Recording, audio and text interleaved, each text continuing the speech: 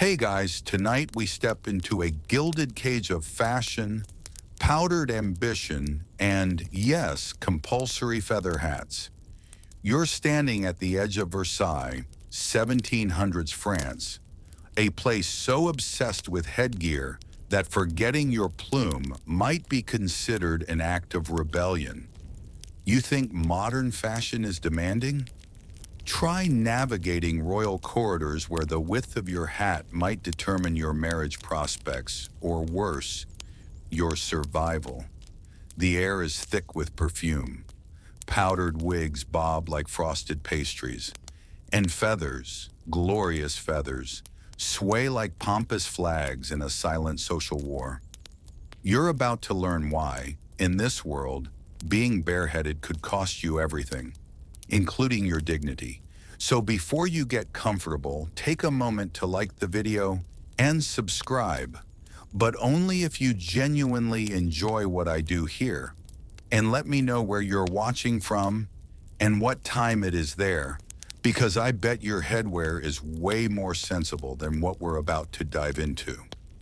Now dim the lights, maybe turn on a fan for that soft background hum, and let's ease into tonight's journey together. You trudge up the polished stone steps of the Palace of Versailles, your shoes catching slightly on the grooves made slick by decades of royal footsteps. The year is 1704, and you've arrived not as a noble, not as a courtier, but as a hopeful hanger-on in the most fashion-obsessed place on earth. The gates glint in the sun. They are gold, actually gold, the kind of shine that would make a Las Vegas casino blush. Your cloak, a modest shade of navy wool, is already drawing curious glances. But it's your head, your tragically undecorated, plumeless head, that stops a powdered attendant in his tracks. "Pardon, mademoiselle," he says, raising a penciled brow. "Is this performance art? Or have you simply lost your esprit?" You stammer something about being new in town. He clicks his tongue. No feather? Not even a dove's whisper? How quaint. How risky. You see, here at Versailles, under the rule of Louis XIV, the Sun King himself, fashion is not just an accessory, it is a language. And feathered hats are more than decoration.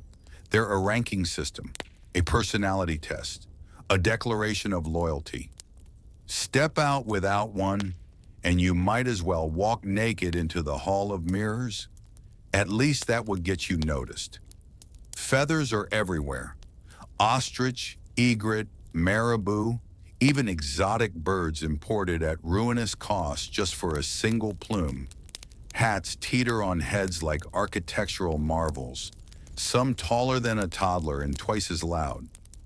One duchess passes you with what appears to be a small heron gently swaying atop her powdered tower of hair. The bird isn't alive, at least you hope it isn't, but you'd swear its glass eyes are judging you. Historically, the court of Versailles ran on spectacle. Louis XIV, that glowing orb of ego, deliberately staged fashion as a tool of control. By demanding ever more elaborate dress codes, he kept nobles distracted, dependent, and financially wrecked, all while basking in their constant attention. The feather hat was both symbol and snare.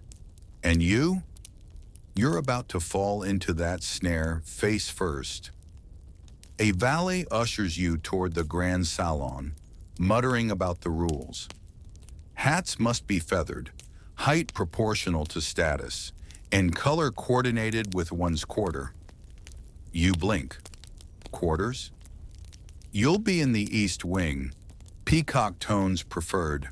Royal blues are strictly for those with letters of favor. You glance longingly at a nearby bench. You haven't even made it inside, and already you're winded. From judgment. A passing footman snickers. She'll be in ribbons by morning. Now let's be fair. The whole feather obsession wasn't born from pure vanity. There's a bit of medieval holdover in there. Plumes once symbolized military prowess and divine favor. The taller your feather, the closer to God. Or perhaps the more visible you were to him if he happened to be keeping track of fashion crimes. But by the 1700s, France had elevated the feather hat into a cult. Forget religious relics. Here, a particularly fluffy ostrich plume could win you dinner invitations, or even an advantageous marriage. No one cared if you were clever. Were you elegantly feathery, and heaven forbid your hat shed? Historians still argue whether certain court appointments were denied due to poorly maintained plumage. A fallen feather on the floor? Social suicide. You finally stumble into your designated salon, a cavern of mirrors, chandeliers, and judgmental glances. You find a chair in the far corner, trying to make yourself invisible. Too late.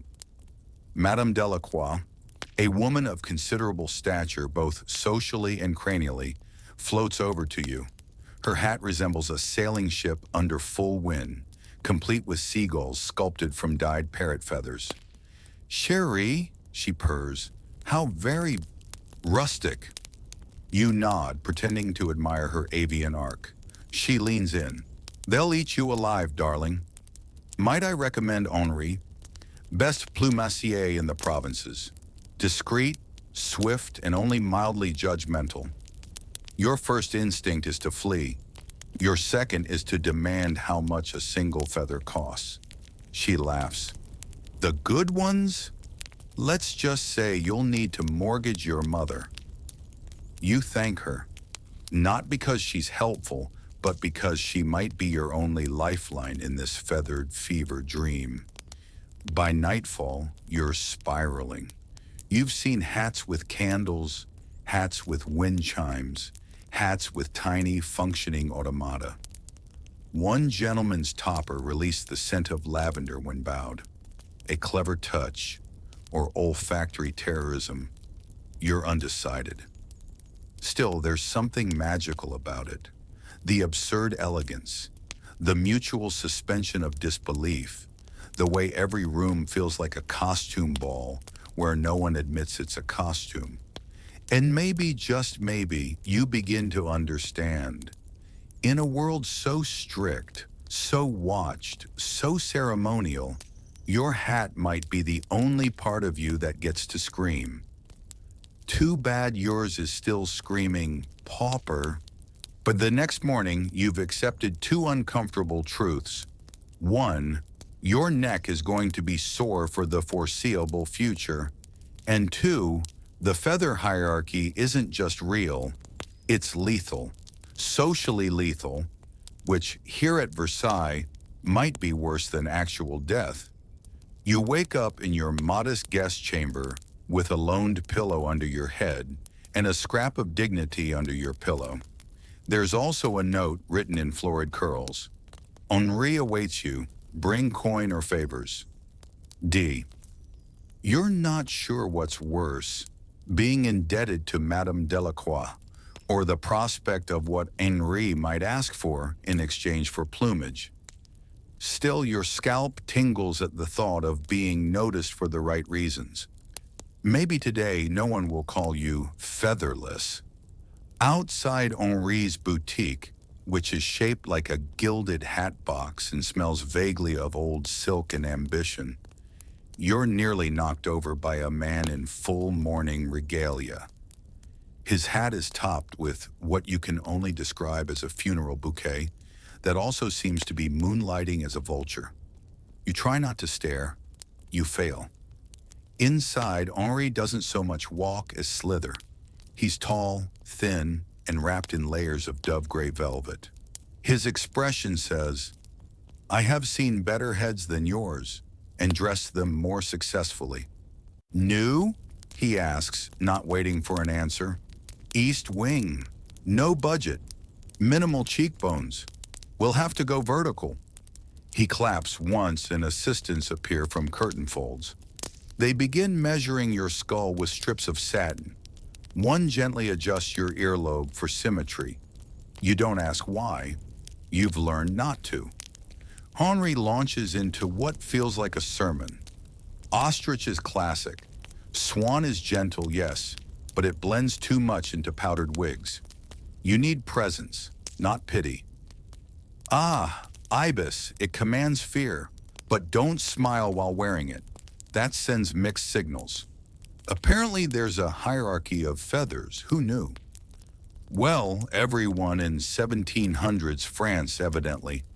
At the bottom of the pecking order, there's domestic fowl, chicken, duck, the occasional turkey if someone's particularly unwell.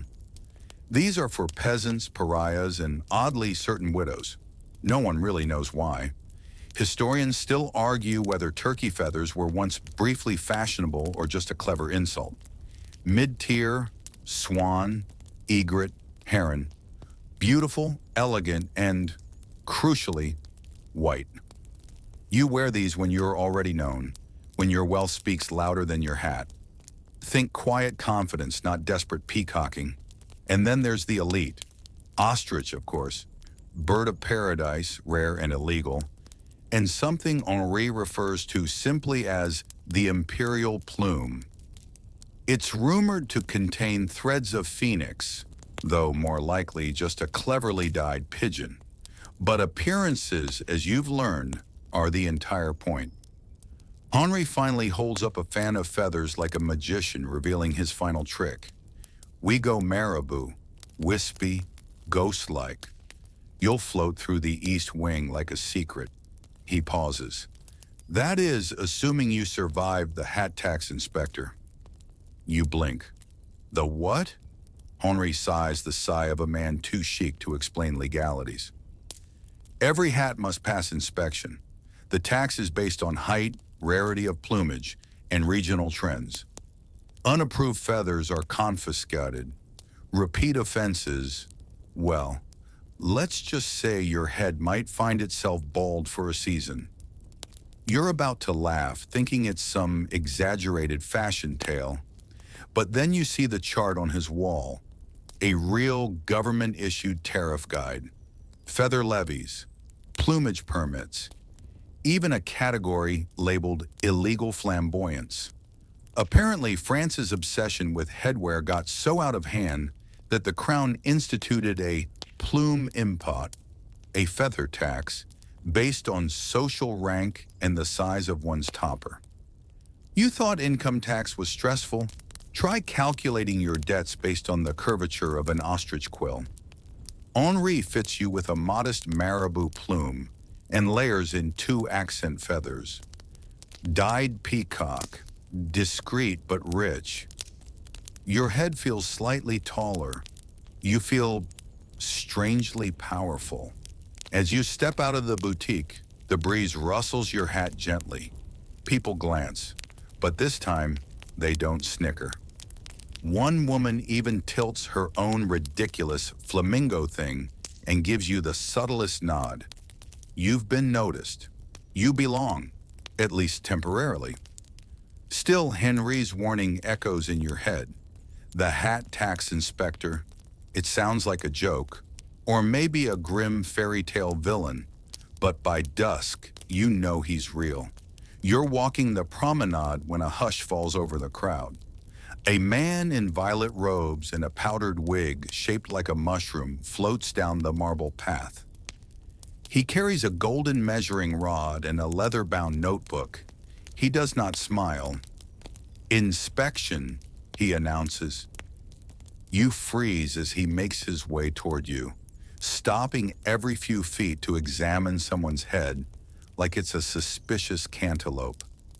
He finds one man for overstuffing, too much heron, overcompensation, and confiscates a woman's imitation ibis, which turns out to be dyed goose. She protests, he tuts. Then he reaches you. His eyes scan your hat like a jeweler appraising stolen diamonds. He raises the rod, measuring height, then width, then weight. Marabou, he says slowly. Accented peacock, east wing designation, Acceptable proportions?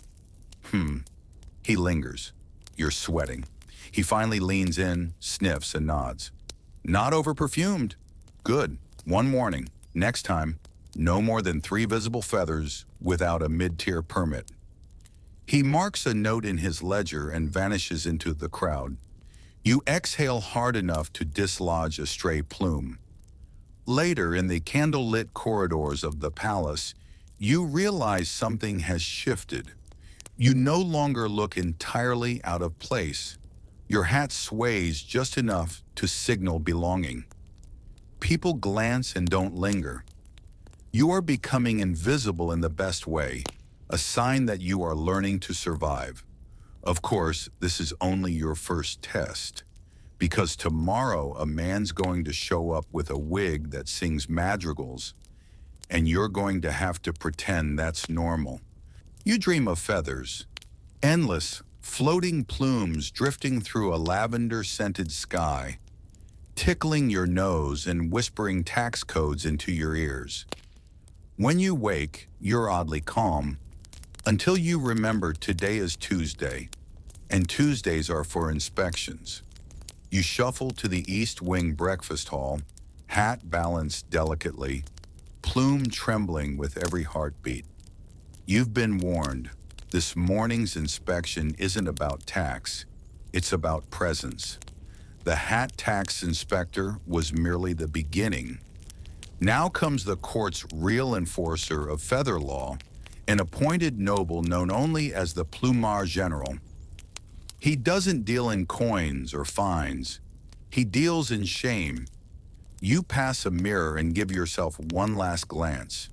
Your marabou still floats like wistful fog. The peacock accents remain obediently symmetrical.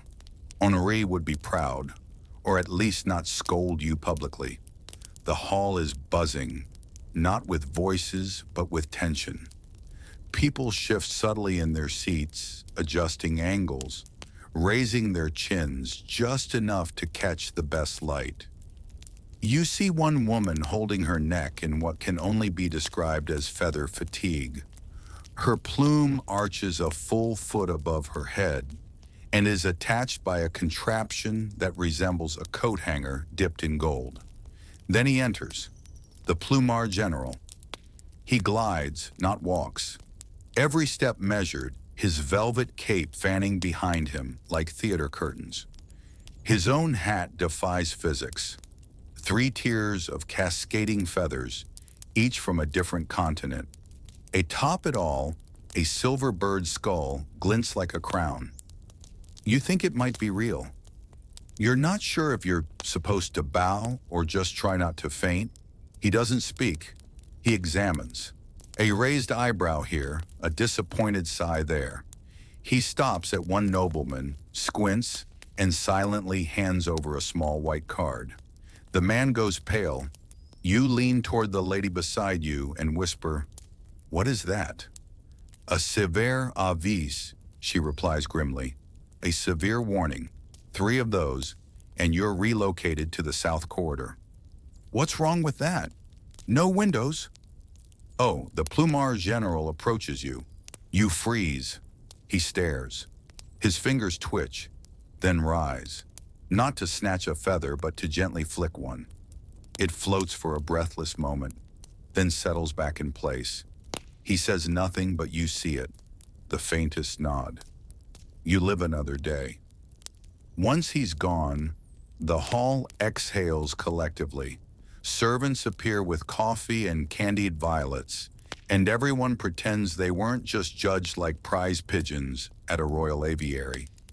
You're halfway through your 3rd sugared almond when someone slides into the seat beside you.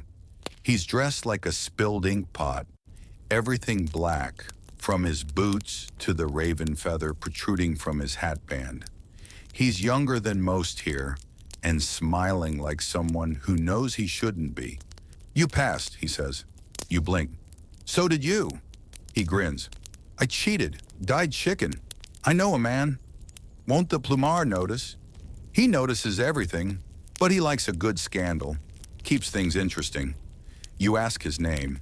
He offers only, Call me Leon, or don't, up to you. Leon explains the real power of the feather isn't in its color or curl, it's in its statement. You're not just wearing a hat, you're broadcasting a mood, a message, a subtle threat. One curved peacock says you're flirtatious. Two says you're married but curious. Three, and you're either royalty or delusional. You glance at a dowager countess across the room with four. Leon continues. Feather position matters. Front-facing is aggressive. Side-leaning is coy. Rear-tipped? He raises an eyebrow. Scandalous. There's a brief silence as you both admire the absurdity of it all. Then he drops his voice. You know the king's cousin once got exiled for wearing a red ibis feather on a Thursday. You snort. Why? Clashed with the tablecloths. Historically speaking, this might sound far-fetched, but you recall a real letter from a court official in 1701 complaining that someone's hat competed visually with royal upholstery. Historians still argue whether that was metaphor or genuinely about color schemes. Either way, someone got banned from Tuesdays.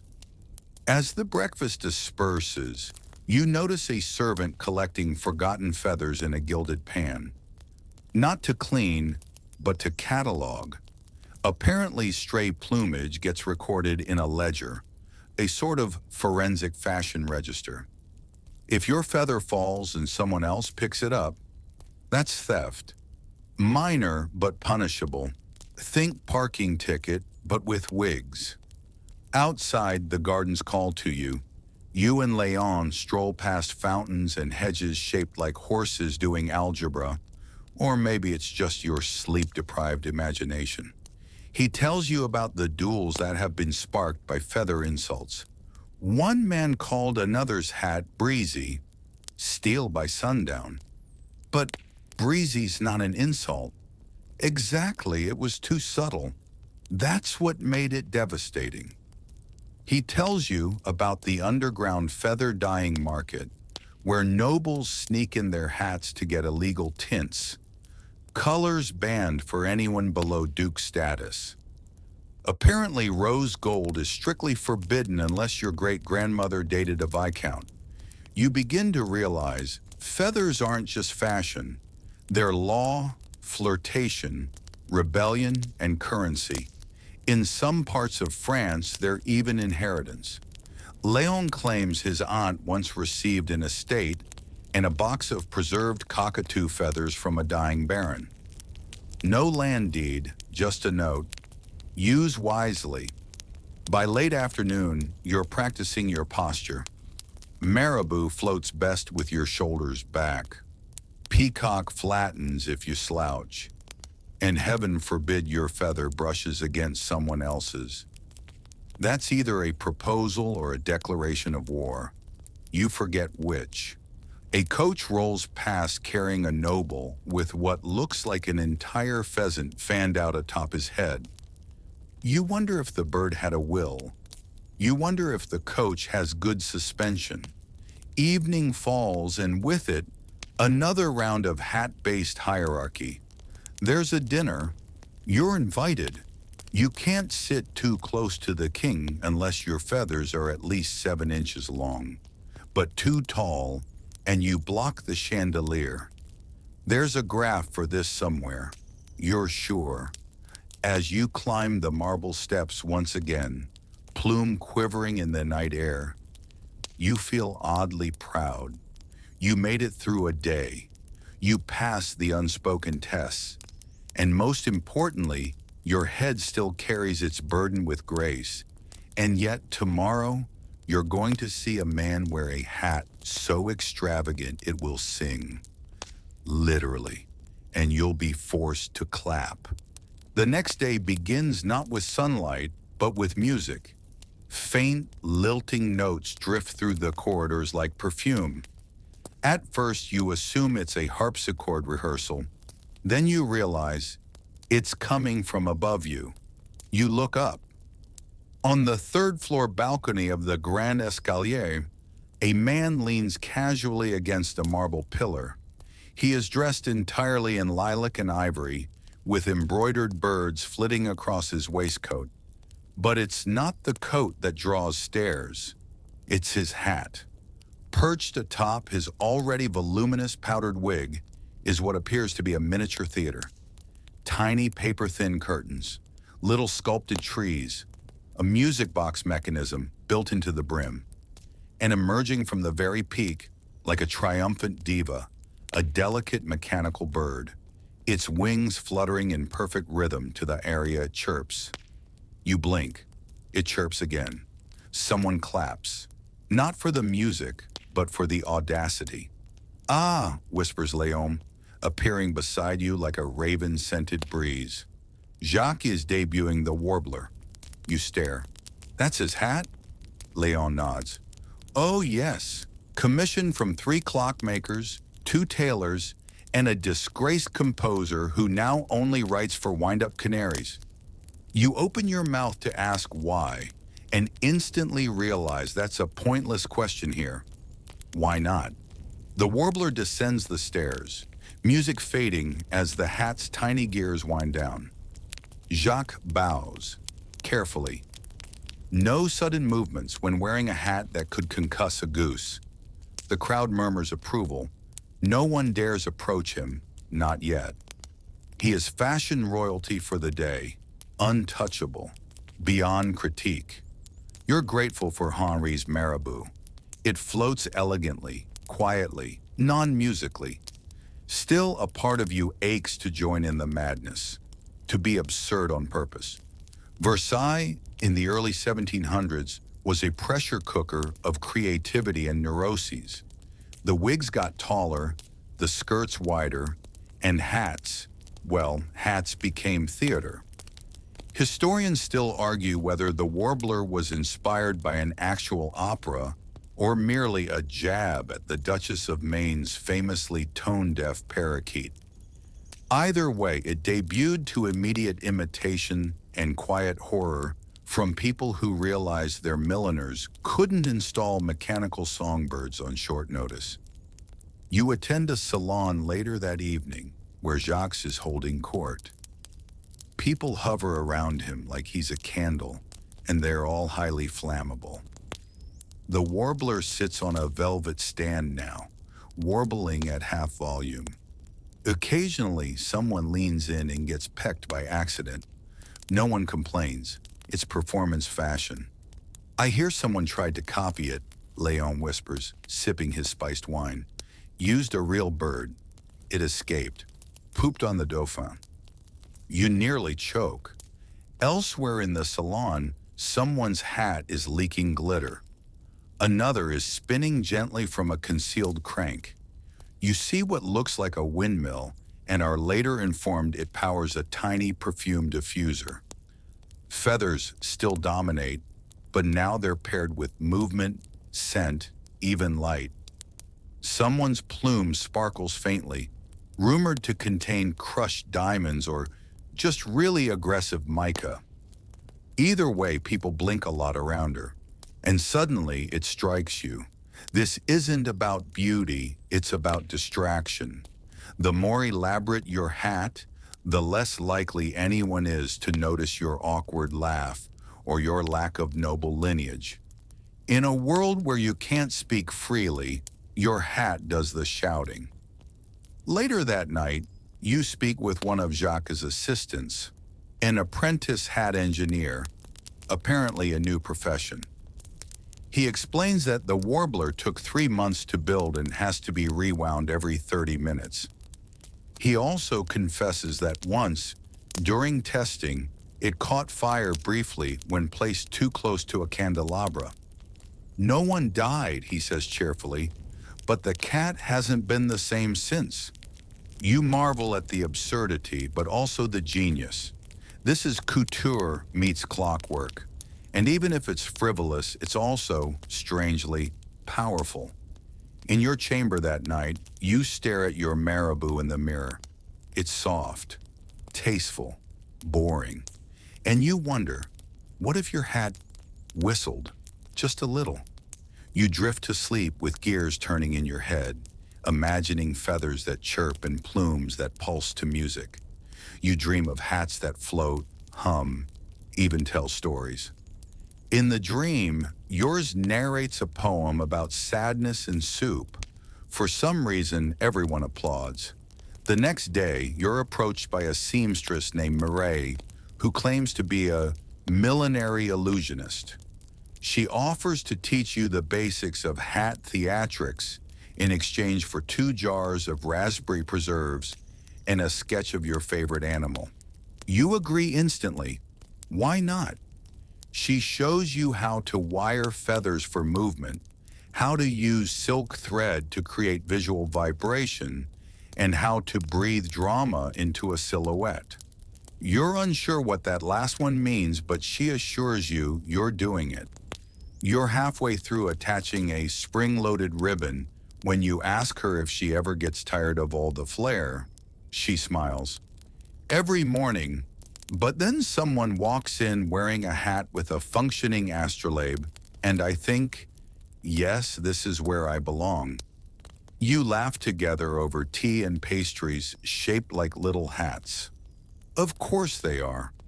But even here there's a hierarchy.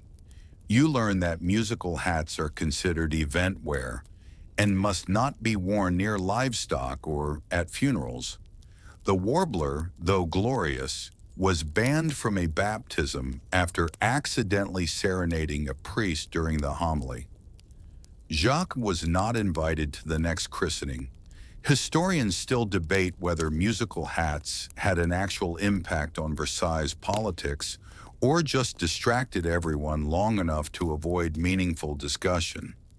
One letter from a court advisor complains, "We tried to raise the bread tax, but the Duchess arrived with a flute on her forehead."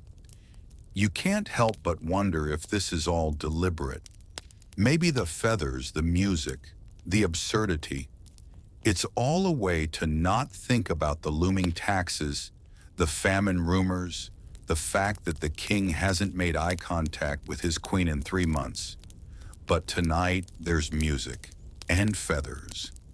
And you, marabou and all, are learning to sway with the chaos, just enough to stay afloat.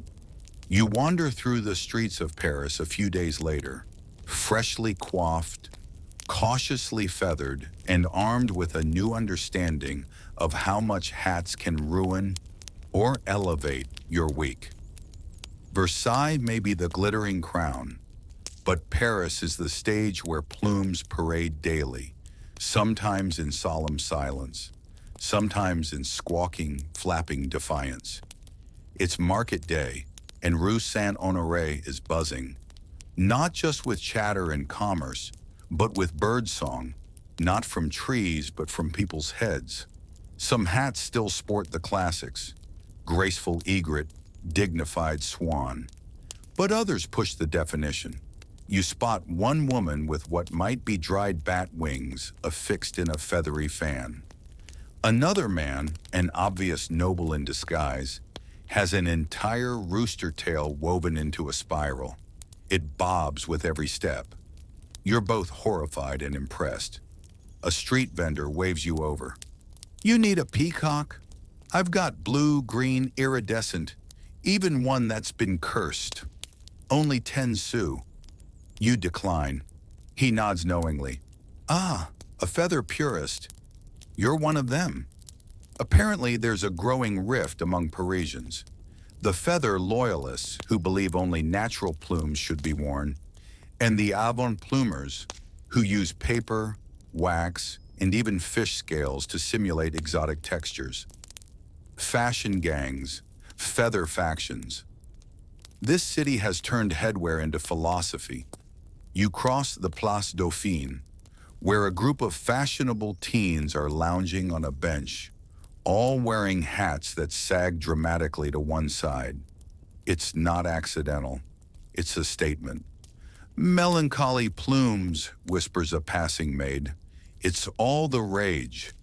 You eavesdrop as they debate whether their hats are too self-aware. One says she added raven feathers to reflect the tragic poetry of her soul. Another scoffs, claiming hers are duck, more honest, more proletarian. The third simply nods, her plume drooping like a weeping willow, heavy with what might be existential dread or just too much hairspray. You pass an alley and nearly trip over a man crouched on the cobblestones, cradling what looks like a plucked goose. He's sobbing.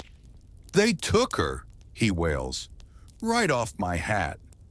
Feather theft is a real crime in Paris, and it's growing. You remember what Léon said? That some people make a living snatching plumes off heads in crowded markets? In some arrondissements, pickpockets are now known as les plumards noirs. They strike fast, often with blades small enough to snip a feather stem clean in seconds. Historians still argue whether this led to the brief rise of defensive hats, headpieces lined with hidden pins, sticky resins, or even small fireworks to deter theft. One 1707 court record mentions a hat that exploded faintly when touched by an uninvited hand. The victim survived. The thief did not. You duck into a tea house to rest your feet and let your plume refluff in the warm air. The place is modest, lace curtains, old wood beams, but even here the feather code holds. Patrons glance up, assess your marabou, and nod politely. One elderly gentleman raises his teacup in solidarity. He's wearing what appears to be a single owl feather, brown and dignified. The waitress arrives and compliments your hat. "Thank you," you say. "Marabou's a bold choice," she adds. "Very Versailles, but not too intimidating. You'll survive in this district." You exhale.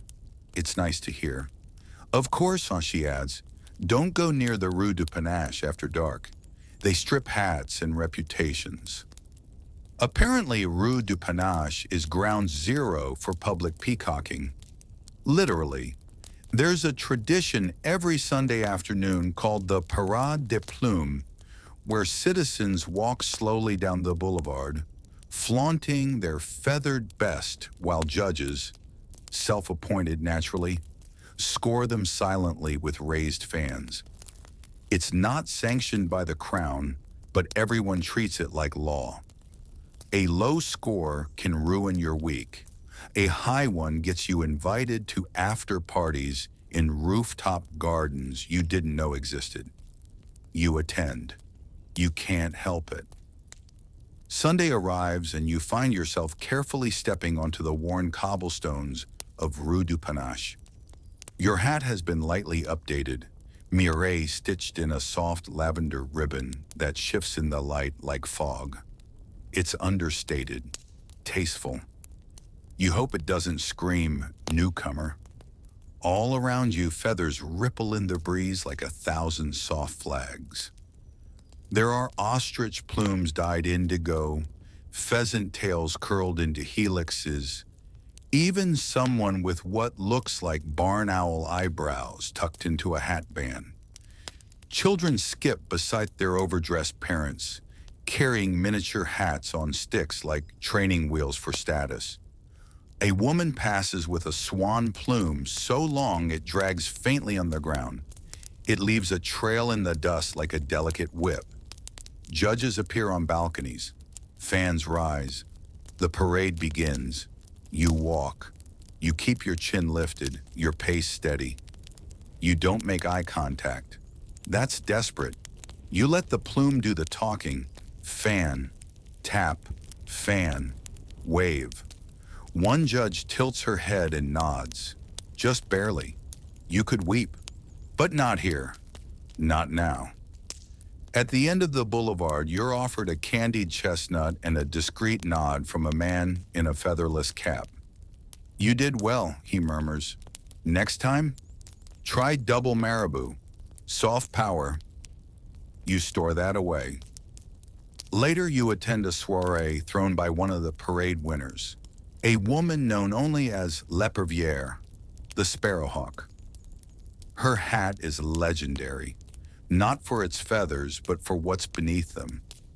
It's rumored she hides messages in her plumes, tiny folded notes written in invisible ink. Political, romantic, possibly treasonous. No one's ever caught her, but everyone suspects. You're sipping citrus punch when she glides by and touches your shoulder. Your marabou is honest, she says. Don't lose that. You thank her. She vanishes into the candlelight.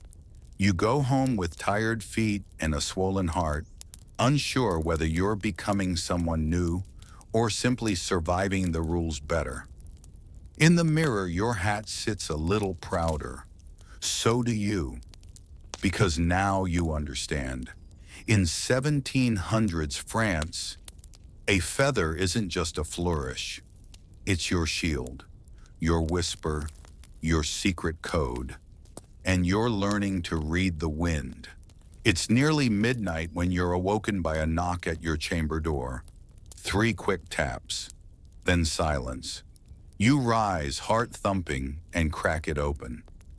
Leon is there, fully dressed in black, with a featherless tricorn tucked under his arm. Put your shoes on, he whispers. You're coming with me. Where? Feather heist. You stare at him. I beg your pardon? He smiles like a man with nothing to lose and everything to pluck. Someone's been importing illegal Quetzal plumes. South American, bright as sin. Kings banned them. Naturally, everyone wants one. Tonight, we're taking back a few. You hesitate, then shrug.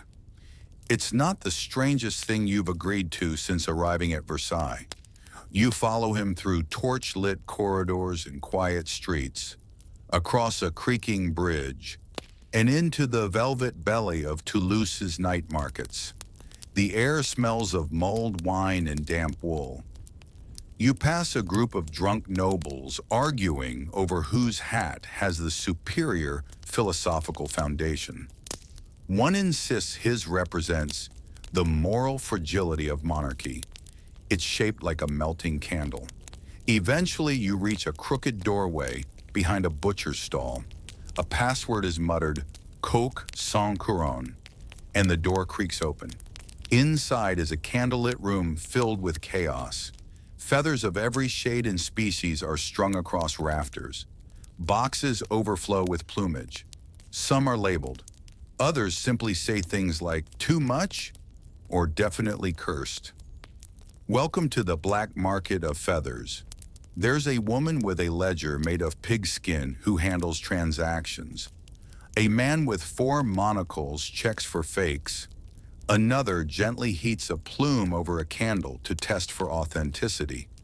Léon introduces you to the gang. They call themselves Les Plumeurs de Minuit, the Midnight Pluckers. You've never been more afraid and more alive. See, Léon explains, when the crown bans a feather, it triples in value. That Quetzal stuff? A single plume can buy you a chateau or a scandal. Why ban it? Too bright, distracting. Someone wore it near the king's hunting party and startled a deer into the ambassador's lap. International embarrassment. You pick up one of the forbidden feathers. It shimmers unnaturally, like light trapped in a bottle.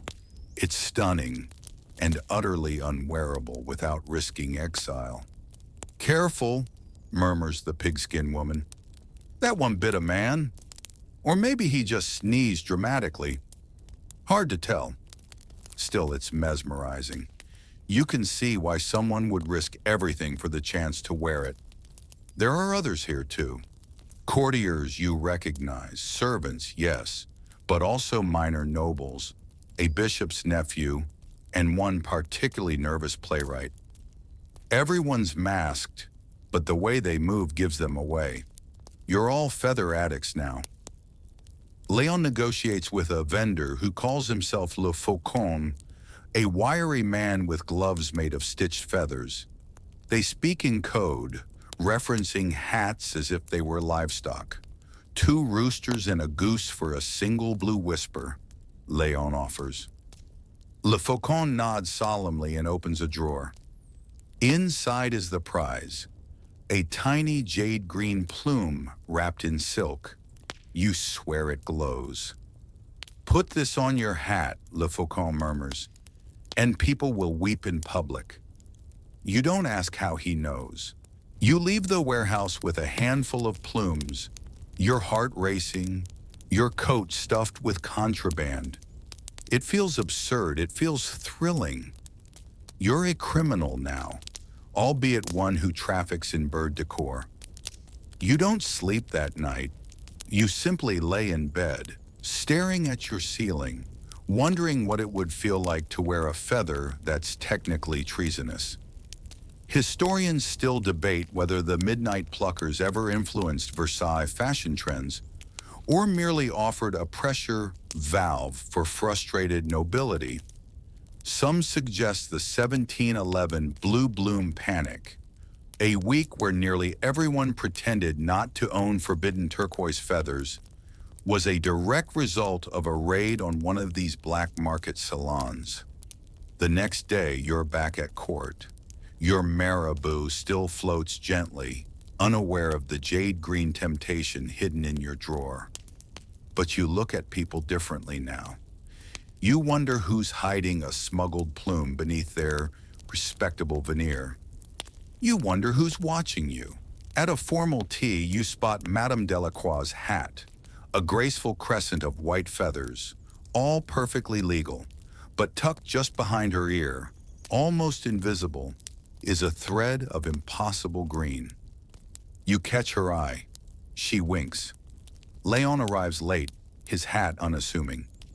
But you notice a small glitter near the brim, a fleck of Quetzal, or just well-placed sugar from a pastry? You're not sure. That's the danger now. You'll never be sure again.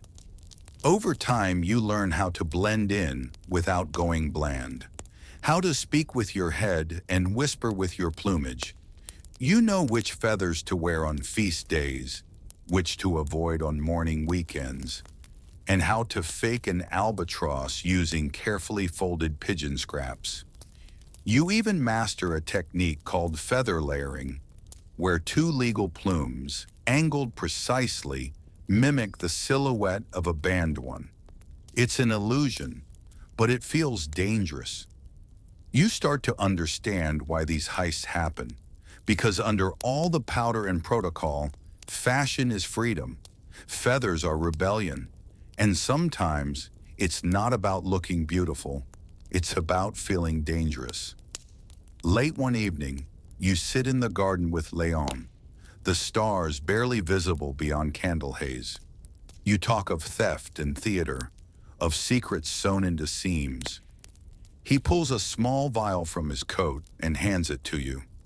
Inside is a single red feather, so thin it might vanish with a breath. Illegal in every arrondissement, he says, banned after someone wore it to a royal baptism and made a baron faint. You raise an eyebrow. Worth it? He nods. Always. You don't wear it. Not yet. But you sleep with it under your pillow. Just in case. You wake up to shouting. Courtiers, valets, footmen. Everyone is in a tizzy. The halls of Versailles echo with scandal, fluttering silk, and muffled gas. Someone's plume has made history. You hurry into your coat, slap your marabou on your head, and follow the noise like a moth to scandalous fire. At the center of the commotion is a massive scroll, pinned dramatically to the doors of the Grand Salon. Thick red wax seals at the corners, embossed with the unmistakable crest of the king. A royal decree, the kind that changes everything.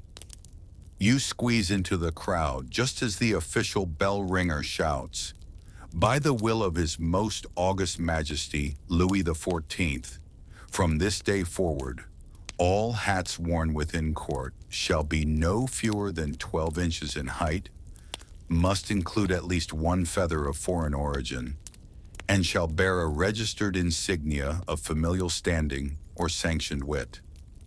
There's a beat of silence. then chaos. 12 inches, someone cries. I'll break my neck. Foreign feathers? My cousin's still banned from the ports. What does sanctioned wit mean? You ask the woman next to you, who's already pulling out a sketch pad. What is a registered insignia of wit? She snorts. It's new. It means your hat must contain a joke, but approved by the humor committee. There's a humor committee?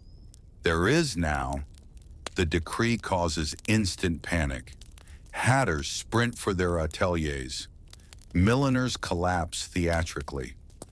One man faints into a decorative urn and is politely left there for the rest of the morning. You're too stunned to do anything except stare at the scroll. It's beautiful, really. Gold lettering, velvet ribbons, and a hand-painted feather motif that almost distracts from the existential horror. Historians still argue whether Louis XIV genuinely cared about millinery, or whether the royal hat decree was part of a broader plan to distract the nobility from fiscal collapse. Either way, it worked. Within hours, all talk of taxes, war, and plague vanished beneath the roar of rulers and measuring tape. You make your way to Henri's shop, now under siege. It's filled with courtiers shouting things like, "I need an extra 3 inches," and "Can I bribe the humor committee with eclairs?" Henri sees you and pulls you behind a screen. "I was expecting you," he says grimly. "You'll need a complete overhaul." He eyes your current plume with disappointment. Marabou is officially underwhelming. "I just got this hat, and now it's a historical artifact." He brings out swatches, feathers, ribbons, and a terrifying iron pole marked at 1-inch increments. 12 inches is the minimum, he mutters. "I recommend 14. We'll use a base of reinforced felt, a core of whalebone, and an accent quill from the horned screamer." You don't ask what that is. You just nod. "Foreign feather?" He digs through a drawer and pulls out a teal plume. "Imported from the Canary Islands. Slightly cursed. It whispers secrets at night, but only in dialect." "And the wit badge?" Henri sighs. "We have options. I've submitted 3 to the humor committee. One says this hat contains multitudes. Another simply reads, 'I'm with Plumid.' The third is a drawing of a chicken in a monocle. You choose the chicken, obviously.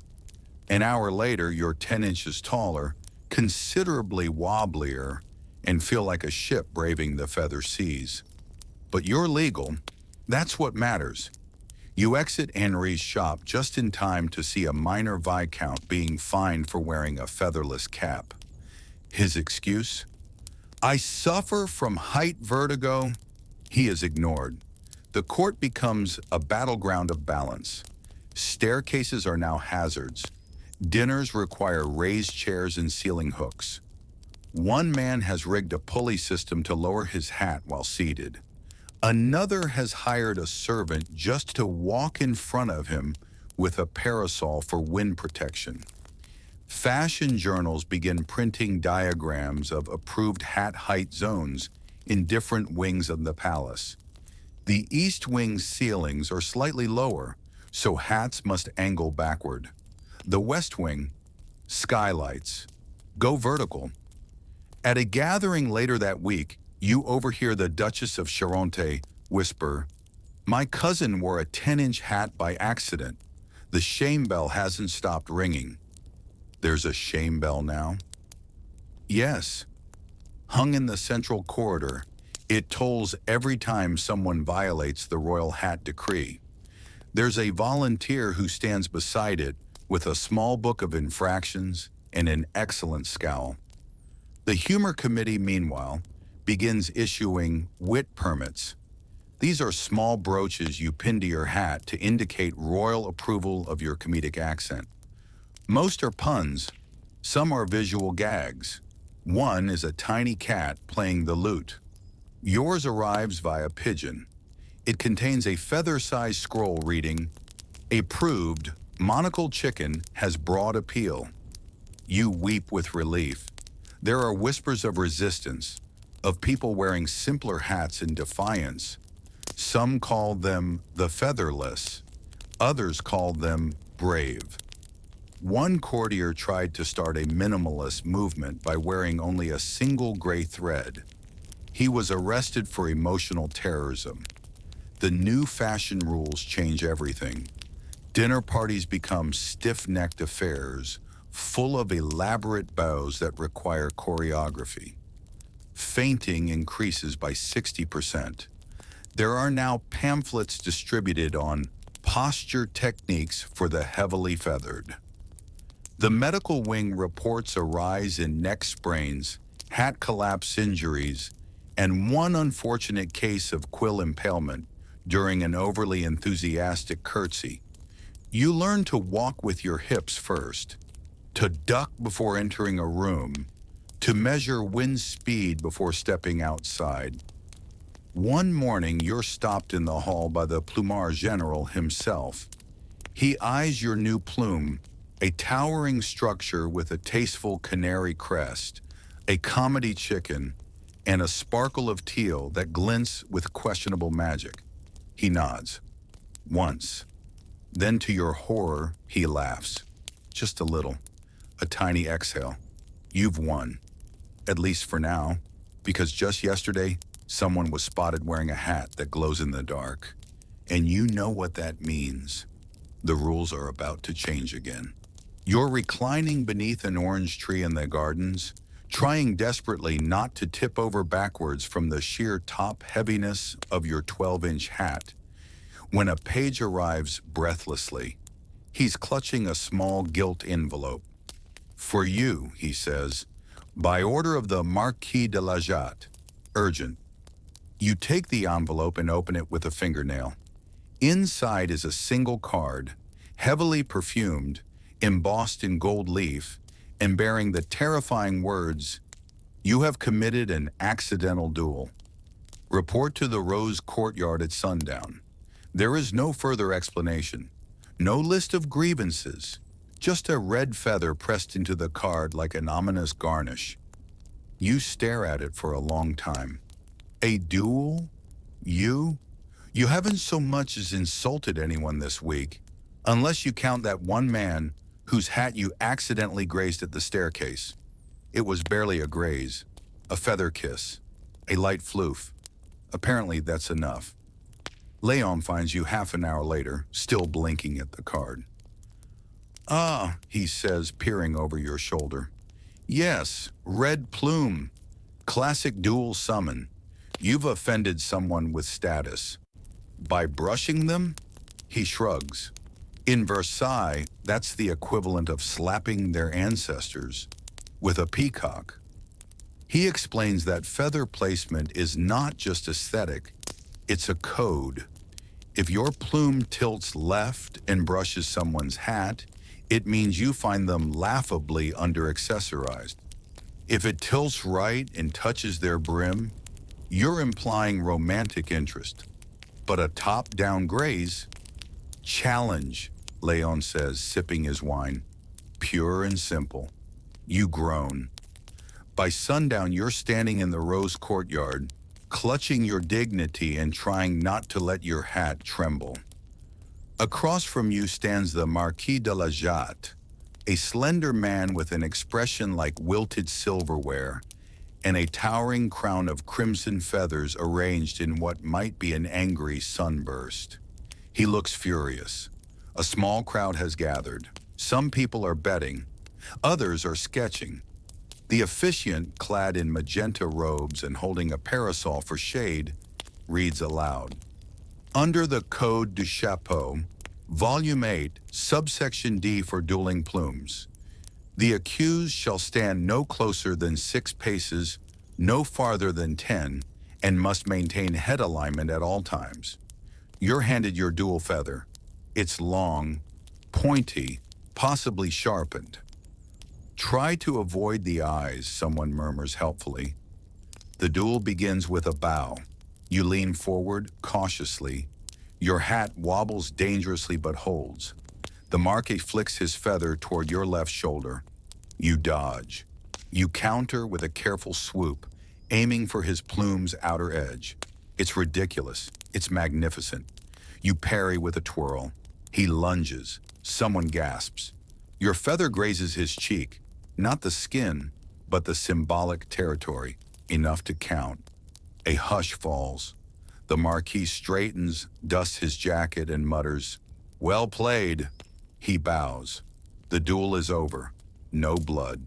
Just egos ruffled like birds during a thunderstorm. Later that evening, you're awarded a Duelaire ribbon, embroidered proof of having survived a feather duel. People nod respectfully as you pass. Someone whispers, "They held their own against the Marquis." You pretend not to hear, but your plume sits just a little higher. Historians still argue whether these duels ever escalated beyond theatrical poking. One dubious letter mentions a plume piercing that resulted in minor embarrassment and a temporarily deflated hat. But there's no record of actual injury, just flair and fanfare. You ask Leon how many duels he's been in. He holds up 7 fingers. Only won twice, he admits. Once by sneezing strategically. There are, you learn, categories of duels. Whimsy spars, for light offenses like outfit mimicry or tone-deaf hat compliments. Plume disputes, for accidental feather brushing or suspiciously similar colors. Formal gauntlets, for major crimes, copying someone's bird of paradise arrangement without credit, or wearing red during another's birthday week. There are also hat seconds, people who hold your extra plumes, offer moral support, and possibly fan you between rounds. Leon volunteers to be yours next time. He says he has a feather duster that doubles as a distraction device. At the next gathering, your Duelaire ribbon causes a minor stir. People ask for the full story. You downplay it, but the Marquis himself arrives midway through and reenacts the whole thing in exaggerated gestures. Suddenly, your graceful dodge becomes a swirling ballet of justice. You go along with it. Why not?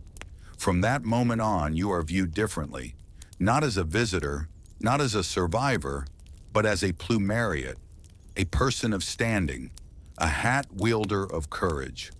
Henri invites you to preview his newest design, a feathered mantle that detaches mid-dance to reveal a second hidden hat beneath. You suggest calling it the Plume Surprise. He nods solemnly. You're learning. Leon, meanwhile, teaches you the art of plume deflection, a technique where you use your hat's shadow to intimidate. It involves precise torch placement and subtle posture shifts. Entire reputations have been built on plume shadow alone. You also start attending plume practice, a social club where courtiers rehearse graceful ducking, bowing, and flirtatious tilts. The instructor is blind in one eye, allegedly due to a misfired turkey quill in the 1693. He wears it like a badge of honor. By week's end, you've acquired a second hat. Not for wearing, but for dueling only. It has reinforced brims, counterweighted ribbons, and a feather so stiff it could slice butter at 20 paces. You keep it under your bed, just in case, because here in 1700s France, your hat isn't just an accessory, it's armor. You're admiring a new hat. Yours, obviously, a tasteful fusion of marabou and scandalous whisper. With the morning sun casting a golden glow over the marble floor when the air shifts, it begins with silence, then murmurs, then a full gasp from somewhere near the eastern windows. The whispers ripple through the hall like wind through reeds. They've run out. At the ports, nothing. Not even a feather duster? You and Leon meet eyes. He mouths one word, ostrich. Within hours, it's official. France is in the grip of a feather crisis. The ostrich farms in North Africa have suffered a catastrophic heat wave. Several boats carrying plumes from Egypt and the Levant were sunk in storms, or worse, redirected to Venice by corrupt merchants. Paris and Versailles are feather-starved. There are even rumors that the Queen herself has been seen reusing last season's plumes. Twice. By mid-afternoon, Henri's boutique has closed its doors. A single sign hangs from the golden handle. No ostrich. Don't ask. Pray for shipments. You do pray, sort of, because this isn't just about fashion now. It's a full-blown national emergency. Without ostrich feathers, the very architecture of hats begins to collapse. The iconic bounce, the regal plume sway, the grand vertical silhouette, all of it relied on the stiff yet springy grace of ostrich down. You watch as nobles scramble to adapt. Swan feathers are overused to the point of redundancy. Peacock is temporarily banned due to color fatigue. Pheasant feathers become a desperate fallback, which goes poorly when a baroness refers to someone's hat as provincial poultry chic. Worse still, the black market thrives. Les plumeurs de minuit doubled their prices. A single intact ostrich plume fetches more than a week's wages for a valet. You hear of one noble trading her third-best cousin's inheritance rights for a hat made of 5 partially burnt ostrich tips. Leon, ever the opportunist, offers you a smuggled feather from his emergency stash. You decline. I'm not ready to turn criminal again, you mutter, patting the drawer where your jade quetzal still waits, unused. Historians still argue whether the ostrich crisis of 1732 was an unintended consequence of France's trade policies, climate mishaps, or just collective karmic retribution for making birds the currency of vanity. One historian even wrote, "It was the first time fashion ran out of fuel, and no one knew how to walk without plumage." The court begins to panic. Featherless hats, once viewed as bold rebellion, are now worn in desperation. Feather fatigue is whispered like a disease. One man claims he was chased through the kitchen for suggesting paper crests. Another woman is caught dyeing horsehair and attaching it to a bonnet. She is exiled, not formally, but socially, which is worse. You yourself consider going bareheaded just once, just to feel the breeze. But you remember the shame bell and the plumard who lingers near it with that smug little book. Instead, you improvise. You sew together 2 tired plumes and hide the seam with a ribbon loop. You angle it sideways, call it wind-stressed elegance, and pray no one notices the fray. To your surprise, they don't. They applaud. Suddenly, a new trend is born. Distressed plume wear, faded feathers, frayed edges, asymmetry. It's no longer about grandeur. It's about surviving with style. Henri reopens his boutique with a new window display. Artfully diminished hats for trying times. He sells out by noon. At a salon later that week, someone jokes that if the crisis worsens, people will start plucking pigeons. A few laugh. But you notice the Marquis de la Jatte writing something down in a very small notebook. The situation spirals further. Fashion guides begin printing diagrams titled Feather Substitutes, Dignity Optional. They include torn lace, wisps dyed gray to resemble gull feathers, rolled parchment curls arranged into imitation plumage, horse whiskers trimmed and bound like Victorian dreadlocks, a single stick, painted gold and labeled minimalist quill. You try the parchment one afternoon. It folds in the heat, sags by lunch, and is eaten by a goat during a garden party. The goat receives compliments. You do not. Yet amid the crisis, something curious begins to happen. People talk more. Without the distraction of elaborate headgear, faces are visible. Eyes meet. Conversations shift from feathers to feelings, from plumage to poetry. One night you sit with Leon under a balustrade, drinking from mismatched goblets and watching the stars, your hats abandoned on the grass beside you. Do you think, he says, anyone remembers why we started wearing them? You pause. To prove we belong, maybe, or to hide that we don't. The wind rustles the trees. Somewhere a powdered wig catches fire from an unattended lantern, but no one moves. In the days that follow, you see a few people go featherless on purpose, not in rebellion, but in quiet surrender. You admire them, but you still add one modest quail feather to your hat each morning, not because you fear judgment, but because it feels right. And when finally a new shipment of ostrich feathers arrives, delivered under guard, paraded through Versailles like returning heroes, the court erupts. People cry. Leon kisses the crate. Henri faints. But you just smile, because you survived the crisis. And your hat, frayed and faded though it is, still stands tall. The ostrich feathers are back, but something's different. The joy is there, yes, but it's muted, cautious, like a society unsure whether to celebrate or mourn. After months of deprivation, the return of fluff and height should have prompted parades. Instead, it sparks debates and rumors. It begins with a whisper, of course. Doesn't everything here? That feather doesn't feel like ostrich. They're too stiff, too obedient. I heard the shipment was tampered with in Marseille. You overhear one courtier insisting her new plume made her sleepwalk. Another swears his hat cawed at him during confession.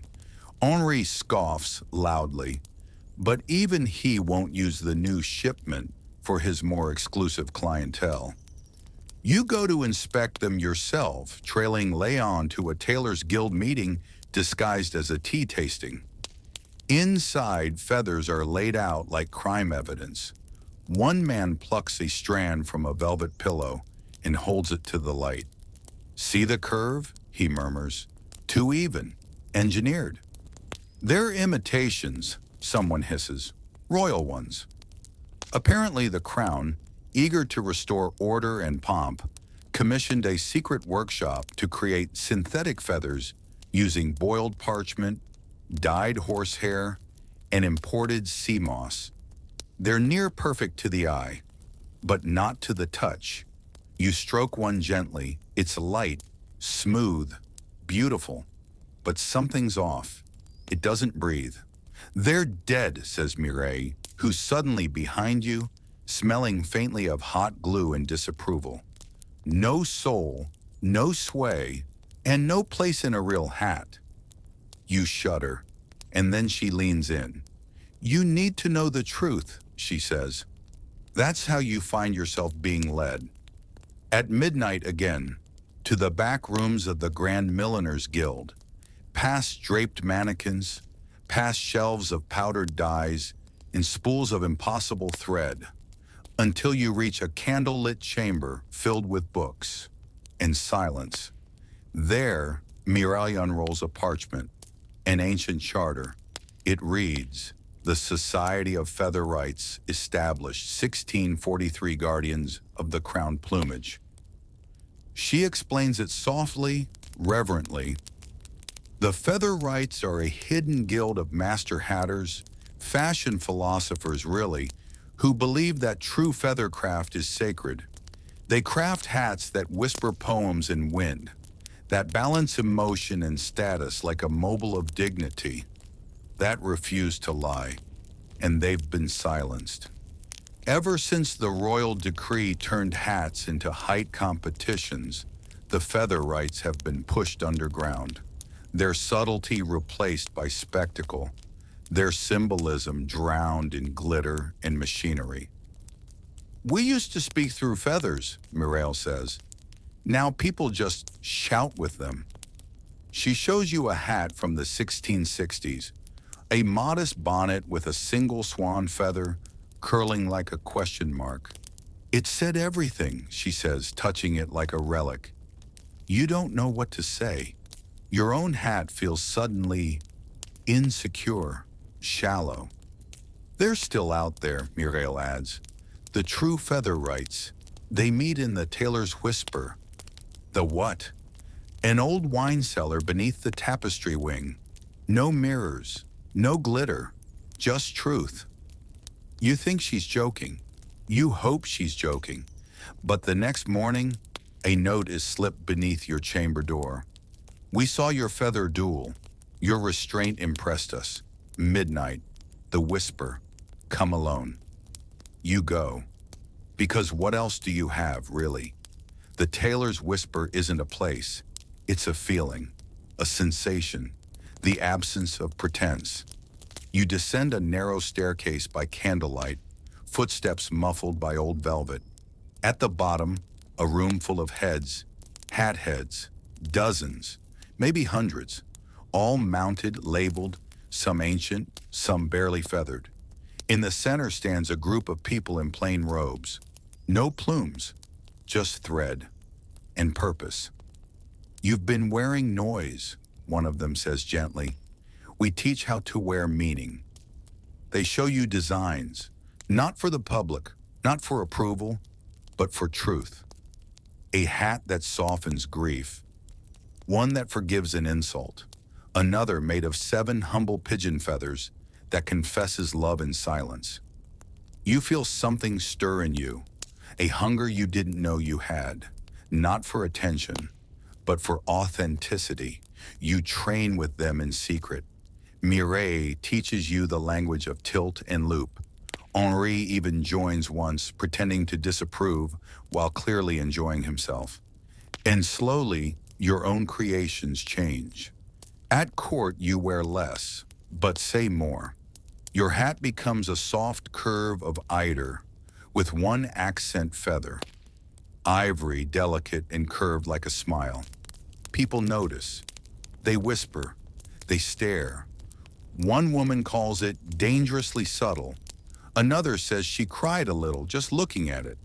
You are invited to more events now, but not the loud ones, the real ones, the salons where people speak in glances and feathers bow before words. You learn that humor isn't always about shock, that elegance can whisper louder than spectacle, that a hat, when worn well, becomes a message you don't have to scream. Still, the synthetic plumes remain. The court slowly accepts them, seduced by convenience and affordability. Some people even prefer them, saying they hold their shape better, that they match more gowns. You watch it happen, the shift, the hollowing.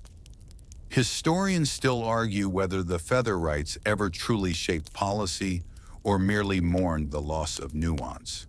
One diary entry from a footman reads, "We used to wear ourselves. Now we just wear what sells." But late one evening, at a candlelit masquerade, you see a woman step onto the dance floor wearing a hat so simple, so sincere, it hushes the room. One swan feather, one marabou loop, and a tilt that says, I know. She doesn't dance. She doesn't speak. She just walks slowly across the room and out. And you wonder, was that Mireille or someone else? Or maybe a reminder that even in a world of synthetic plumes and screaming color, there is still space for the quiet curve of truth. You press your hand to your hat. It says nothing and everything. You're seated in the 4th row of the Palais Garnier. Well, not that Palais Garnier. This is its flamboyant, candle-waxed great-great-granduncle, an opera house so opulent it practically sweats perfume. The velvet seat beneath you groans in protest beneath layers of starch and expectation. Around you, the audience hums like an overfed hive, their hats vibrating faintly with anticipation. Tonight is not about the opera. No one cares what's being performed. In fact, you're not even sure what's on stage. Our mead, Didon, something with singing and poor decision-making. No, tonight is about visibility. You crane your neck and catch sight of the Duchess of Angoulême, her hat unfurling like a flamingo having a nervous breakdown. It sways as she turns, eclipsing 3 rows behind her. One man ducks, another glares, quietly defeated. Welcome to Feather Wars Opera Edition. Here, headwear isn't decorative, it's territorial, a show of status, shade-throwing, and spatial dominance. Visibility is the real currency, and those in front often wield their hats like parasitic suns. You, perched on your modest cushion with a respectfully narrow marabou arc, feel suddenly exposed, unarmed, underdressed. Your feathers do not block anyone's view. Unforgivable. The woman beside you leans over, voice hushed. You'll want to flare your side plume during the 3rd area. It's considered polite aggression. You nod. Sure. Why not? As the curtain rises and flutes trill their opening fanfare, you begin to notice something else. Every time someone in the front row shifts, a cascade of hat adjustments ripples back through the theater. It's like watching a very elegant, slow-motion earthquake. And then it happens. A duel of silhouettes. Stage left, Count Vauban leans slightly forward, his feather crest now obstructing the central stage. Stage right, Viscountess Lefebvre responds by leaning leftward, triggering her entire peacock halo to swing wide. It brushes the Count's fringe. He freezes. She pretends not to notice. The orchestra pauses. A soloist stumbles. A fan drops to the floor. This is bloodless war, fought not with sabers but with feathers, plume to plume, curl to quill. The audience holds its breath. Eventually, the Count sits back, humbled. The crowd relaxes. You glance around. People aren't even watching the opera. They're watching the hats watching the opera. Welcome to the 1700s France, where even boredom wears brocade. Historians still argue whether certain arias were rewritten to account for feather shadow.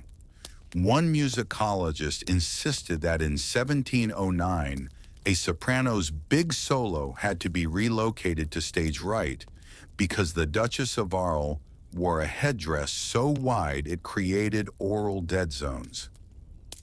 Later in the evening, during intermission, you escape to the foyer to breathe. The air is thick with powder, chatter, and disappointment. "Did you see the Archduchess?" one lady whispers. "Her ostrich plume didn't even sway. Dead or glued. It's criminal." I wept you pass a man who appears to be wearing a tiered sculpture of the 7 wonders of the world, rendered entirely in feathers. The hanging gardens are slouched at an unfortunate angle, but no one dares mention it. His gaze dares you to even try. In the corner of the room stands a scandal, a hatless woman. Her hair is piled high, her earrings glitter, her gown screams tenure, but her head is bare. People stare. One child gasps audibly. She sips champagne with the serenity of a god. Someone whispers, "She's with the opera reformists." Apparently, a small but growing movement wants to limit headwear in the opera, citing ocular equality and ceiling preservation. Their pamphlets feature haunting silhouettes of crushed chandeliers and audience members sobbing behind a wall of egret. You ask Léon, who's just arrived, late and scented like brandy and secrets, if the movement has traction. He shrugs. They've got a slogan now. Eyes before height. It's catching. He gestures to your hat. Yours is borderline legal. You might survive the cull. Back in your seat, Act 2 begins. The lighting dims, the orchestra swells, and a dancer on stage twirls dramatically. A gasp echoes behind you. You turn and see it. A feather, a big one, drifting down through the candlelit air like a wounded bird. It lands in your lap, crushed, stripped at the stem. Someone has lost plume integrity mid-performance. People whisper. The shame bell isn't here, but its spirit looms. You hold the feather up. It belongs to the Duchess of Angoulême. Her flamingo collapse is complete. She meets your gaze across 3 rows and 20 years of entitlement. You smile, she doesn't. The rest of the performance passes in the shadow of her humiliation. You almost feel bad. Almost. But then she tried to blind the mezzanine with coral-dyed feathers last month. So really, this is justice. After the final bow and 7 encores, mostly for the costumes, let's be honest, you join the slow exodus back into the night. Feather tips are frayed, tempers more so. The cobblestones are littered with fallen plumage. It looks like a bird-themed battlefield. You and Leon walk in silence for a while. Was the music good? You finally ask. No idea, he replies, but your hat looked incredible during the 3rd aria. You nod. That's what matters. Versailles culture has turned performance into a full-body sport.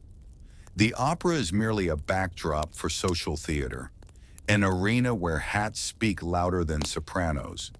You arrive home to find a note under your door. You handled the feather fall with elegance. Consider yourself seen. The counsel of subtlety. You smile. They're watching again. You go to bed humming a tune you don't remember hearing, brushing feather fluff from your sleeves, wondering if tomorrow you'll wear something shorter. You won't. It starts as most dreadful things do, with a trumpet. Not a musical one, though honestly that might have been less alarming. No, this trumpet is brass, shrill and mounted to the top of a long pole, which is currently being carried by a grim-faced municipal officer with a powdered wig shaped like an upturned mop. He's marching into a small town outside Versailles, a sleepy cobblestone cluster of boutiques, bakeries, and, most notably, feathers. You and Leon are visiting for what was supposed to be a quiet weekend away from court. You imagine sipping cider, shopping for fringe, perhaps even attending a hat auction hosted by a retired bishop who once wore an entire vulture as a political statement. But no, instead you are witnessing the enforcement of la loi de plumage quotidien, a local law, long forgotten, recently reactivated, and deeply humiliating. Each resident must present their hat to the inspecteur des plumes once per day. If the feathers are deemed insufficient, too short, too local, too limp, they're shamed, publicly. A crowd gathers as the first woman steps forward, trembling slightly, her hat quivering with 3 modest goose feathers and a satin bow. The inspector squints, holds up his ruler, measures precisely. Acceptable, he announces, and the woman nearly collapses with relief. The second resident isn't so lucky. A baker with flour on his sleeves and what appears to be a straw hat with 1 feeble chicken feather clipped to the side. The inspector tuts, then rings a bell. A boy appears from behind a curtain. He hands the man a sash that reads, "Plumage insufficient." The man must wear it for the rest of the day. The crowd murmurs sympathetically, but also steps back. Feather shame is strangely contagious. You turn to Leon, aghast. "This is ridiculous," he nods. "But old laws die hard, especially the decorative ones." You ask why the law exists at all. Leon explains that decades ago, this town tried to establish itself as the feather capital of France. In doing so, it passed several ordinances meant to encourage, then enforce, public pluming. Most were abandoned after fashion shifted, but one survived, and now, due to a clerical hiccup, or perhaps boredom, it's being enforced again. Historians still argue whether the law was ever truly intended for regulation or was just a petty feud between rival milliners codified out of spite. One theory holds that the mayor's wife in 1692 was publicly upstaged by a visiting duchess and responded by forcing every resident to wear feathers daily so she wouldn't feel so alone.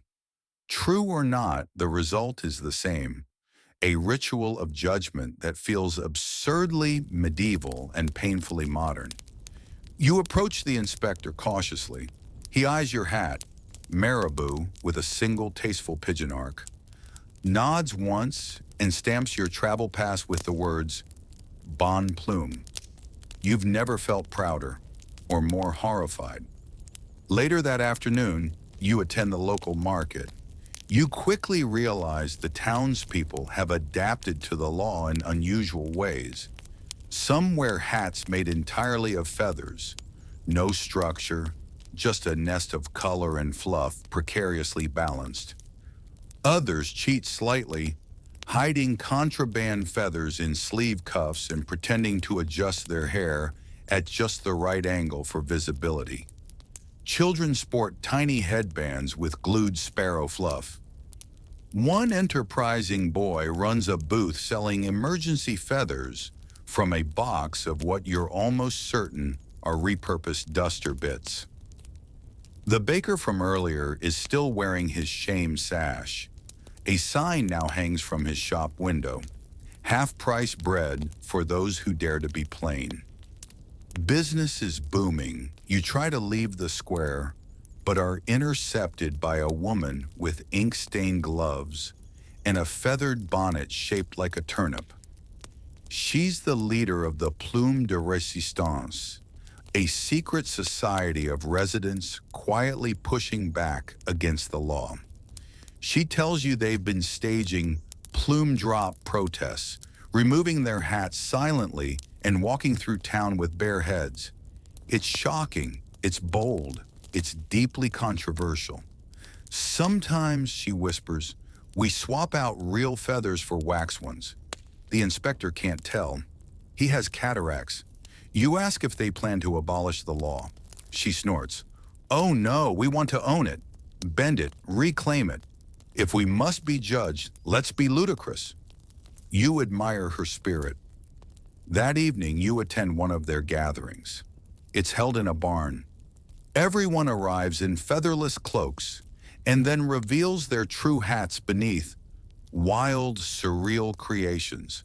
One woman wears a cap that mimics a raven mid-dive.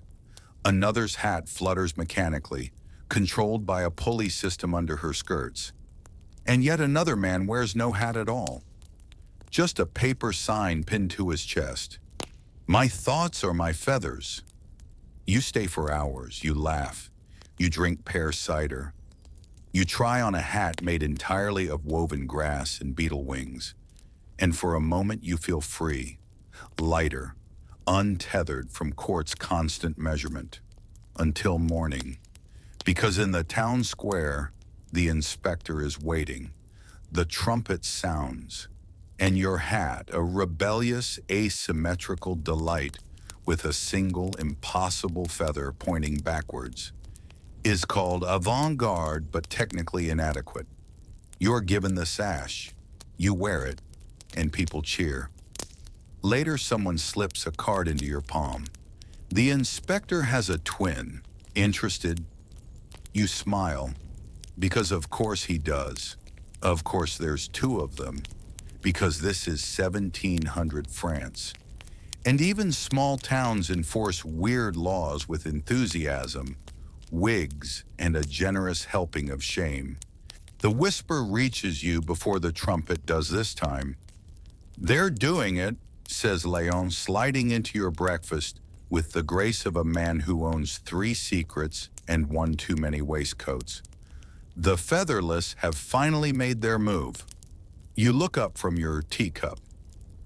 The actual featherless? I thought they were a myth, like powdered knees or well-behaved poets. Oh, they're real, he replies, and they're done with hats. You nearly drop your spoon. To grasp how radical this is, you must understand. Going without a hat in 1700s France isn't just an aesthetic choice, it's treasonous. It's like showing up to a masquerade without a mask or a duel without drama. The very idea of bareheadedness has long been associated with madness, grief, or moral collapse. And now, it's fashion. Well, anti-fashion. The first public display happens in the north wing of the Tuileries during a midday promenade. It begins subtly, a woman with her hair tied back in a red ribbon, no plume in sight. Then a man carrying his hat rather than wearing it. Then a whole group, 12, maybe 15, walking like pilgrims, their scalps unburdened by flare, fluff, or feather. Gasps ripple across the gardens. A fan drops. Someone audibly chokes on a macaron. You feel something strange stir in your chest. Not disdain, not superiority, envy. They look relaxed. Noblemen clutch their headpieces defensively. Women tilt their bonnets lower. Somewhere a child begins to cry, as if sensing the very fabric of social order unraveling. You and Leon follow at a distance, ducking behind hedges and statues, like ornithologists stalking a rare, hatless species. The featherless are calm, measured, they smile politely. Some even nod to their critics, but they never explain themselves. That's the power of it. Historians still argue whether this first march was organized by a disgruntled milliner, a secret philosopher's circle, or simply a very sweaty duchess who gave up during a heat wave. But what's certain is that it strikes a nerve. The next day, pamphlets appear across Paris. The Featherless Manifesto, a defense of the naked cranium. It reads like a sermon in a dare. We refuse to bow beneath birds. We will not signal, seduce, or soften with fluff. Let our thoughts plume from the mind, not the scalp. It's beautifully written, infuriatingly smug, and extremely well typeset. The reaction is immediate. Conservative factions label them heretics. Hatters protest in the square, waving signs that read plumes equals pride and heads deserve dignity. One man sets fire to a straw bonnet, not realizing it's still on his head. The Plume general releases a formal statement. Feathers are the soul's elevation. Those without are flat in spirit and forehead. The humor committee begins drafting satire badges. One particularly cutting piece, a brooch of a bald goose with the words, "Fashion is a choice, dear."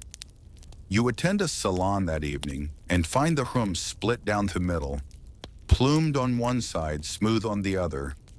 Even the refreshments are labeled, with hats, sugared peacock tongues, and frosted eclairs.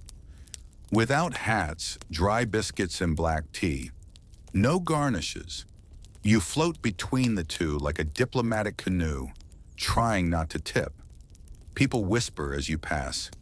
She flirts with both sides. She wore a beret last week. Beret people are fence sitters. She's dangerous. You're not sure how you feel. Part of you misses the camaraderie of the absurd, the slow lean of a perfectly balanced plume, the rustle of status in every tilt. But another part of you aches for that quiet honesty, that rebellion by omission. You try it, just once. At a late-night gathering in the Marais, you arrive bareheaded, hair pinned neatly, collar up, no quills, no curve, nothing. The doorman almost doesn't let you in. Name? You give it. Affiliation? Undecided. He considers, then lets you pass. Inside, it's a world you barely recognize. People speak freely, not with their hats, but their voices. Arguments erupt, yes, but not about fabric blends or plumage curl. Instead, they debate ideas, books, love. No one asks where you got your feathers, because you didn't. You returned to Versailles changed, not converted, but awakened. You still wear your hats. Of course you do. Henri would faint. But now sometimes you remove them, casually, subtly. A dinner party, a carriage ride, a conversation. It's enough to start rumors. One morning you receive a note. Heard you went bare. Respectfully scandalized. Coffee soon? Mireille. And another. If you ever defect, know this. We'll still duel you. Gently. Léon. The movement spreads. Not everyone goes full featherless. Some adopt soft plumage, tiny accents, invisible quills, dye-only hats. A new term emerges. Ghost wear. Feathers only visible in certain light or only from above. Symbolic headwear. Aesthetic ghosts. And suddenly fashion feels thrilling again. Not because of height, but because of meaning. You still keep your deux-layer hat. You still polish your wit badge. But some days you wear a ribbon or nothing, and people notice. Not the way they used to, with gasps and envy, but with quiet nods, like two people sharing a secret in a very loud room, because you are no longer defined by what's on your head, but by the fact that you had the courage once to remove it. The next day, pamphlets appear across Paris. The Featherless Manifesto, a defense of the naked cranium. It reads like a sermon and a dare. We refuse to bow beneath birds. We will not signal, seduce, or soften with fluff. Let our thoughts plume from the mind, not the scalp. It's beautifully written, infuriatingly smug, and extremely well typeset. The reaction is immediate. Conservative factions label them heretics. Hatters protest in the square, waving signs that read, "Plumes equals pride," and "Heads deserve dignity." One man sets fire to a straw bonnet, not realizing it's still on his head. The Plume general releases a formal statement.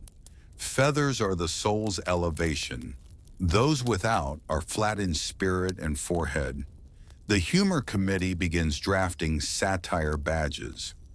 One particularly cutting piece, a brooch of a bald goose with the words, "Fashion is a choice, dear." You attend a salon that evening and find the room split down the middle, plumed on one side, smooth on the other. Even the refreshments are labeled, with hats, sugared peacock tongues, and frosted eclairs. Without hats, dry biscuits and black tea. No garnishes. You float between the two like a diplomatic canoe, trying not to tip. People whisper as you pass. She flirts with both sides. She wore a beret last week. Beret people are fence sitters. She's dangerous.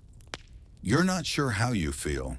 Part of you misses the camaraderie of the absurd, the slow lean of a perfectly balanced plume, the rustle of status in every tilt. But another part of you aches for that quiet honesty, that rebellion by omission. You try it, just once. At a late-night gathering in the Marais, you arrive bareheaded, hair pinned neatly, collar up, no quills, no curve, nothing. The doorman almost doesn't let you in. Name? You give it. Affiliation? Undecided, he considers, then lets you pass. Inside, it's a world you barely recognize. People speak freely, not with their hats, but their voices. Arguments erupt, yes, but not about fabric blends or plumage curl. Instead, they debate ideas. Books. Love. No one asks where you got your feathers, because you didn't. You returned to Versailles changed, not converted, but awakened. You still wear your hats. Of course you do. Henri would faint, but now sometimes you remove them. Casually, subtly. A dinner party, a carriage ride, a conversation. It's enough to start rumors. One morning you receive a note. Heard you went bare. Respectfully scandalized. Coffee soon? Mireille. And another. If you ever defect, know this. We'll still duel you. Gently. Léon. The movement spreads. Not everyone goes full featherless. Some adopt soft plumage. Tiny accents, invisible quills, dye-only hats. A new term emerges. Ghost wear. Feathers only visible in certain light or only from above. Symbolic headwear. Aesthetic ghosts. And suddenly, fashion feels thrilling again. Not because of height, but because of meaning. You still keep your Dulaire hat. You still polish your wit badge. But some days you wear a ribbon. Or nothing. And people notice. Not the way they used to, with gasps and envy, but with quiet nods. Like two people sharing a secret in a very loud room. Because you are no longer defined by what's on your head, but by the fact that you had the courage, once, to remove it. He's been absent for months. Rumors flew. Gout, scandal, self-imposed exile after an unfortunate moth incident. But he's here now, and he's wearing a beret, silk, deep navy, folded with monastic grace, and no plume, no badge, just a brooch shaped like a closed fan. The crowd gasps. Someone drops a sugared almond. A duchess says, "Well," and collapses into a love seat. The plumard walks past you without a word, stops, looks, smiles, then nods. That nod travels like wildfire. Within moments, the room shifts. Hats begin to shrink, plumes relax. People remove accessories as if shedding anxiety. One man plucks a fake ibis from his forehead and just holds it gently in his lap, unsure of what to do next. You find Léon leaning near the card table, watching it all unfold. His hat is small, almost subtle. It has a feather, but it's gray and curved downward, like it's sighing. "I liked yours better," he murmurs. The napkin hat. It's a beret. Still criminal. You toast to survival and evolution. Later, you join a circle of friends, some feathered, some bare. Someone tells a joke about the old hat tax inspector. Another confesses they once wore a turkey plume on purpose. Everyone howls. The conversation flows without competition. No need to outdo anyone's silhouette. No fear of being overshadowed, literally or socially. It's just people talking. And for the first time, you realize the era of feather dominance might actually be ending. Historians still argue about the exact year the feather fall began. Some say it was a political shift. Others blame the rise of collapsible furniture, which couldn't accommodate extravagant millinery. One scholar swears it all began with a single duchess who developed a mysterious allergy to birds and set the court's fashion clock back 50 years. But here's the truth. It started with exhaustion, from holding your head just so, from calculating angles, from living in a constant state of upward anxiety. You walk the corridors of Versailles that night, shoes soft against marble, your beret tucked under one arm. You pass a window. The garden is quiet. Fog rests on hedges like lace. In the glass, your reflection stares back. No hat. And yet, you feel taller. Not in inches, in peace. The next morning, you find Henri at his workbench. He's deconstructing one of his most elaborate hats, removing the springs, trimming the wires, folding the peacock feathers into fans. "I'm tired," he says. "Let's make something sincere." Together, you create a new line. He calls it chapeau intérieur, inner hats, silhouettes that echo tradition but soften it, shapes that speak, not shout. You wear one to breakfast, a quiet swoop of felt, no higher than your ear. It doesn't turn heads, it earns smiles. And then one day, a young courtier you don't know passes you in the garden and says, "I heard you once survived a feather duel with the Marquis." You nod. He asks what hat you wore. You pause, then laugh. "I don't remember. You're older now. Not old exactly. Your reflection still returns your gaze without apology. But your neck no longer tolerates whimsy the way it once did." You walk a little slower through the gardens of Versailles. You pass benches you once dramatically collapsed onto, doors you once stormed out of in full plume, chandeliers you narrowly missed with hats the size of pastry carts. You carry no feathers today. Instead, you wear a soft velvet ribbon twisted into a modest curve above your temple. It's not fashion, not exactly. It's memory. A nod to what was, and a whisper of what still flickers beneath your scalp. There's a small gathering by the fountain. Poets, seamstresses, former duelists, now turned philosophers. No one wears anything that needs scaffolding. You sip pear cordial and watch as someone's child toddles past with a paper crown and a feather glued to it. Lopsided, proud. Mireille appears beside you.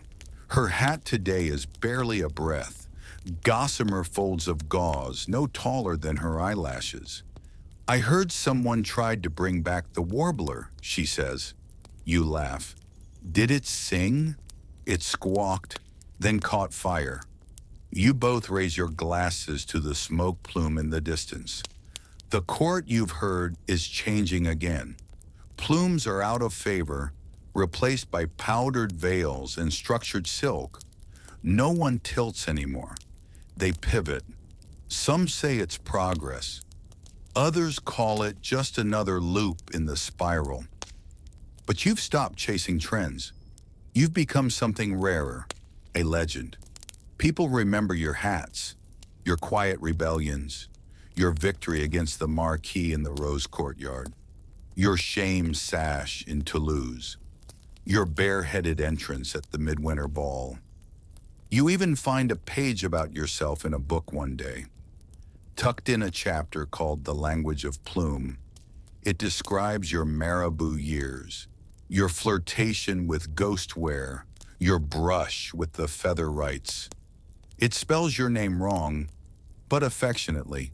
Historians still argue whether you were a rebel or a reformist, whether your tilt meant resistance or just bad posture, whether your conceptual hat was intentional or you were simply running late. Let them. You return to your room in the East Wing. The window still creaks. The light still catches your mirror in that same late morning angle that once told you your hat was crooked. Now it just shows you, softened. You open your old hat box. Inside, the jade quetzal, untouched, illegal, and somehow still vibrant. You lift it, consider it, then gently return it. It doesn't belong on you anymore. It belongs to you. And somewhere deep in the palace, you hear it. A faint bell, not the shame bell, not the dual gong, a softer chime, a laugh. You smile. Because now when someone leans close and asks, "Do you miss the feathers?" you can answer honestly. Number, but I remember how they made me feel. And sometimes when the wind is right, you walk the garden paths just a little taller, as if you still wore your marabou crown, as if the air remembers for you. Now take a breath. Let the plumes settle. Let the weight of centuries lift gently from your shoulders. Picture yourself on one of those garden benches at dawn, dew still clinging to the grass, and not a feather in sight. Your hands rest loosely in your lap. Your head is bare. The air is light, cool, humming softly with the rustle of distant hedges and half-remembered gossip. You survived Versailles. You navigated the duels, the inspections, the opera feathers, and the criminally cozy beret. You held your own under rules that made no sense and looked beautiful doing it. You learned the language of tilt, the art of quiet defiance, and the joy of not having to explain yourself. Now let it all drift. The marabou, the shame sash, the music box hat that sang itself into infamy. Let it all go. You're here now, still and quiet, with only the sound of the night settling in. Maybe a fan hums in the corner. Maybe a blanket wraps around your feet like a tired peacock folding its wings. Let your thoughts float, unburdened. No more balancing acts, no more social math. Just you, soft in the dark, with the memory of feathers brushing your cheek. Sleep comes easily now, like the hush after a grand bow. The silence after applause when the curtain falls and you remember that it was all, beautifully, absurdly, just for show. And you were marvelous in it. So rest and dream. And maybe, just maybe, in the gentlest part of your sleep, you'll feel it again. The soft tilt of a plume that isn't there. End of script. Sweet dreams.